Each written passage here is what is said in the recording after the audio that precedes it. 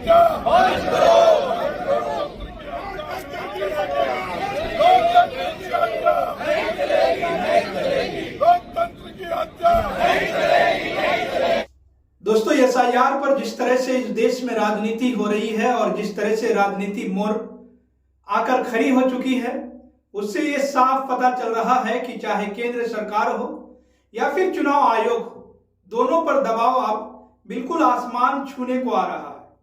और प्रधानमंत्री नरेंद्र मोदी के सबसे भरोसेमंद अफसर, जी हाँ दोस्तों, वही जो ज्ञानेश कुमार जी हैं, वो खुद को एक ऐसी कानूनी और राजनीतिक दलदल में अपने आप को फंसा हुआ महसूस कर पा रहे हैं, जहां से शायद निकलना अब इतना आसान नहीं है। एक और जहां सरकार को आखिरकार सदन में एसआईआर पर चर्चा करने के लिए तैयार होना पड़ा, तो वहीं दूसरी ओर सुप्रीम कोर्ट ने भी ज्ञानेश कुमार के विभाग को नोटिस जारी करके साफ कह दिया है कि इस बार मामला इतना सरल नहीं है। सवाल उठ रहा है कि जब विपक्ष मानसून सत्र से ही एसआईआर पर चर्चा की मांग कर रहा था, तब सरकार ने इस पर सुनवाई क्यों नहीं की? क्यों 12 दिन तक संसद ठप रहने के बाद अचानक सरकार को याद आया कि एसआईआर नहीं बल्कि इसे चुनाव सुधार के नाम पर चर्चा करवाई जा सकती है? आखिर क्या वजह हो सकती है? क्या यह केवल नाम बदलने की कवायद है या फिर बिहार चुनाव को ध्यान में रखकर किया गया एक राजनीतिक प्रबंधन है? दोस्तों, एसआईआर पर देश की राजनीति जिस कदर चल रही है, देश में जिस तरह से राजनीति जिस मोड़ पर आकर खड़ी हो चुकी है, उससे यह साफ पता चल रहा है कि चाहे केंद्र सरकार हो या फिर चुनाव आयोग हो, दोनों पर दबाव अब आसमान छूने को रह रहा है।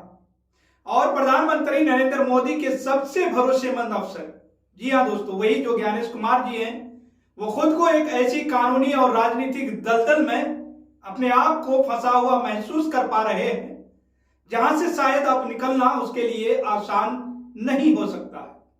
एक और जहां सरकार को आखिरकार सदन में एसआईआर पर चर्चा कराने के लिए तैयार होना पड़ा, तो वहीं दूसरी ओर सुप्रीम कोर्ट ने भी ज्ञानेश कुमार के विभाग को नोटिस जारी करके साफ कर दिया है कि इस बार मामला इतना सरल नहीं है, यानी इतना आसान नहीं है।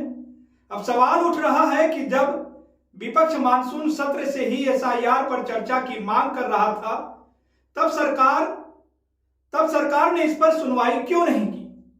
क्यों 12 दिन तक संसद ठप रहने के बाद अचानक सरकार को याद आया कि एसआईआर नहीं बल्कि इसे चुनाव सुधार के नाम पर चर्चा करवाई जा सकती है? आखिर क्या वजह हो सकती है? क्या यह केवल नाम बदलने की कवायद है या फिर बिहार चुनाव को ध्यान में रखकर किया गया एक राजनीतिक प्रबंधन है? क्योंकि जब बिहार में एसआईआर लागू कर दिया गया, चुनाव भी हो गए, सरकार भी बन गई, तब केंद्र को एसआईआर पर चर्चा कराने में दिक्कत नहीं रही। इसलिए विपक्ष आज भी ये आरोप लगा रहा है कि सरकार ने जानबूझकर बिहार चुनाव से पहले एसआईआर पर चर्चा क्यों नहीं कराई, ताकि मतदाता सूची में हुई भारी गड़बड़ी पर कोई राष्ट्रीय स्तर की बहस ना खड़ी हो सके। दोस्तों, शायद आपको याद होगा कि एसआईआर के दौरान देश भर में 28 बीएलओ की मौतें भी हो चुकी है और लाखों लोगों के नाम मतदाता सूची से गायब कर दिए गए।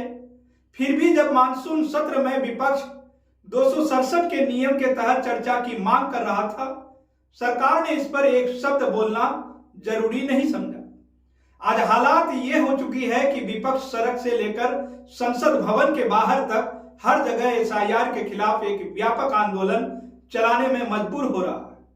दोस्तों, राहुल गांधी ने कहा कि मोदी जी बार बार कहते हैं कि संसद जनता की है, लेकिन जनता के सबसे जरूरी अधिकार यानी मत अधिकार पर चर्चा से सरकार भाग क्यों रही है? संसद के अंदर भी इस मुद्दे पर भारी टकराव देखने को मिला और नेता विपक्ष मल्लिकार्जुन खड़गे के बीच तीखी नोकझोंक भी हो गई, क्योंकि खड़गे का आरोप था कि सदन में 267 के नोटिस को पढ़कर सुनाना परंपरा रही है, लेकिन इस बार सरकार और चेयर ने इसे दबा दिया। दूसरी ओर सुप्रीम कोर्ट में मामला और गंभीर मोड़ ले चुकी है। केरल में स्थानीय निकाय चुनाव के बीच एसआईआर की समय सीमा बढ़ाने को लेकर चुनाव आयोग के विभाग से जवाब तलब किया जाए। वहीं वरिष्ठ वकील अभिषेक मनु सिंघवी ने कोर्ट में तीखी दलील भी पेश करते हुए कहा कि चुनाव आयोग को इस तरह के नियम बनाने का कोई अधिकार हक नहीं है। यह संसदीय कानूनों से संचालित व्यवस्था नहीं है। उन्होंने आरोप लगाया कि एसआईआर के नाम पर ऐसा सिस्टम लागू किया जा रहा है जिसमें नाम कटने का खतरा बढ़ जाता है और गरीब व कमजोर वर्ग के लोग सबसे ज्यादा इससे प्रभावित होते हैं। दोस्तों, वहीं सिंघवी ने यहां तक कह दिया कि कल को आयोग जाति प्रमाण पत्र, दादा नानी का रिकॉर्ड और निजी दस्तावेज मांगने लगे तो क्या होगा। उनका कहना था कि यह प्रक्रिया बिल्कुल कानूनी दायरे से बाहर है। पूरे देश पर नहीं बल्कि अब सवाल यह उठ रहा है कि सरकार ने इतने गंभीर विषय को पहले ही क्यों नहीं उठाया।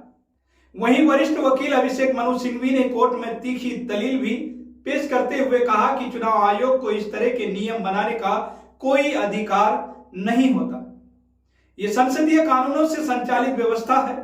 उन्होंने आरोप लगाया कि एसआईआर के नाम पर ऐसा सिस्टम लागू किया जा रहा है जिसमें नाम कटने का खतरा बिल्कुल बढ़ जाता है और गरीब व कमजोर वर्ग के लोग सबसे ज्यादा इससे प्रभावित होते हैं। तो फिलहाल दोस्तों, आप इस पूरी रिपोर्ट को लेकर क्या सोचते हैं? आपकी क्या राय है? आप अपनी राय हमारे कमेंट बॉक्स में जरूर लिखिएगा।